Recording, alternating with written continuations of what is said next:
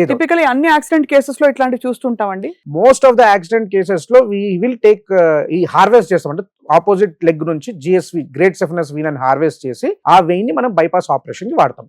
ఇదే విధంగా మనం హార్ట్ కి when there is a heart block also మనకి 2 రకాల ఆప్షన్స్ ఉంటాయి. ఒకటి యాంజియోప్లాస్టీ స్టెంటింగ్ చేసుకోవడం, ఇంకోటి ట్రిపుల్ వెజల్ డిజీజ్ అంటే we do సిఏబిజి coronary artery bypass graft surgery. ఈ సర్జరీస్ లో కూడా మనం గ్రాఫ్ట్ అంటే ఇక్కడ నుంచి ఈ తొడ నుంచి నరం నుంచే తీసుకుంటాం. అంటే ఉన్న వాటి అవి బ్లాక్స్ ఉన్నాయి కాబట్టి ఇంకొక అదనపు ఆ బ్లాక్ ని బైపాస్ చేయడానికి బాడీలో నుంచే రక్తనాళం అంటే వెయిన్ ని తీసుకొని మనం బైపాస్ ఆపరేషన్ చేస్తాం.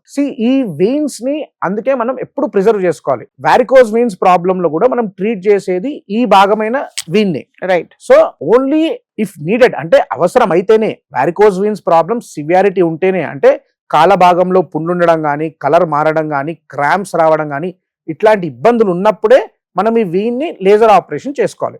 అనవసరంగా if you go for varicose vein surgery or any other unnecessary surgeries ఈ వెయిన్ పోతుంది, సో ఫ్యూచర్ లో బైపాస్ ఆపరేషన్ కూడా ఇబ్బంది అయ్యే ఛాన్సెస్ ఉంటాయి.